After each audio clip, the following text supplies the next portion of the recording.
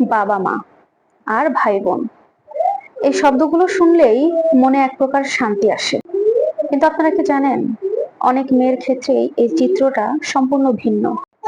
যখনই কোনো মেয়ে নিজের সম্পত্তির হক বা বাবার বাড়িতে নিজের অধিকারের কথা বলতে যায়, ঠিক তখনই যেন পরিবারের প্রত্যেকটা মানুষের চোখে সে লোভী, অথবা সবার সাথে সম্পর্ক নষ্টকারী হিসেবে চিহ্নিত হয়ে যায়।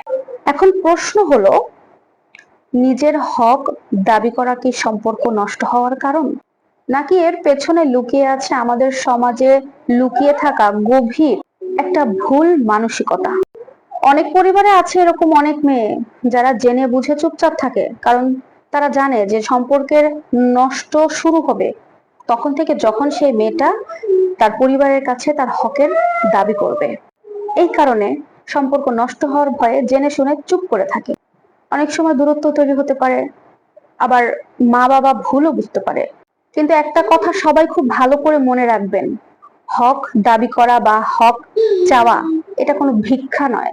কারণ ধর্ম বা আইন দুটোতেই খুব সুন্দর করে বাবার সম্পত্তিতে মেয়েদের একটা অংশ নির্ধারিত করা আছে। যখন আপনি আপনার নিজের হকটা দাবি করেন, তখন আপনি একদম ন্যায্য হিসাবটা বিচার করছেন। যে মানুষগুলো আপনাকে এই কথা বলার জন্য ছোট করে দেখে, অপমান করে, তারা মূলত আপনার প্রাপ্যকে সম্মান করা তো দূরের কথা, বরং আপনার আবেগের চাপে দমিয়ে রাখার চেষ্টা করছে। অনেক জায়গায় এরকম আছে না, কোনো মেয়ে যদি তার বাবার বাড়িতে তার হকটা বুঝে চায়, দেখা যায় যে ভাইয়েরা বা মা বাবা ভুল বুঝে সম্পর্ক বিচ্ছেদ করে দেয়, সম্পর্ক রাখে না। আর বেশিরভাগ ক্ষেত্রে দেখা যায় বাবা মারা যাওয়ার পর, আর অধিকাংশ ক্ষেত্রে কিন্তু দেখা যায় বেশিরভাগ মেয়েরা বাবা মারা যাওয়ার পরেই তাদের বাড়িতে যে অংশ পাবে সেটা তারা দাবি করে থাকে। এখন যে সম্পর্ক শুধুমাত্র চুপচাপ মেনে নেওয়ার উপরে টিকে থাকে, সেই সম্পর্কের ভিত কতটা মজবুত আপনারা বলেন? সত্যিকারের আপনজন তো তারাই যারা আপনার প্রাপ্যকে যথেষ্ট সম্মান করবে। এখন যদি আপনি আপনার অধিকারের কথা বলতে গেলেই কারোর সাথে আপনার সম্পর্ক খারাপ হয়ে যায়, তাহলে আপনাকে বুঝতে হবে ওই জায়গাতে আপনার সম্মানের অভাব ছিল।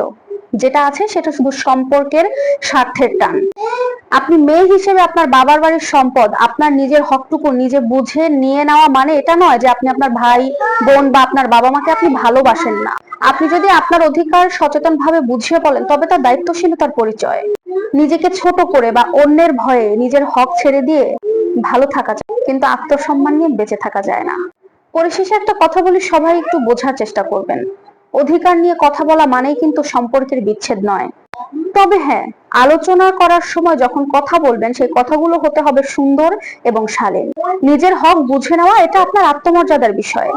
তাই আপনি যখন কথা বলবেন, কাউকে আঘাত না দিয়ে নিজের প্রাপ্যটা বুঝিয়ে বলার চেষ্টা করুন। তারা ঠিকই একদিন আপনার যুক্তির সত্যতাটা বুঝতে পারবে।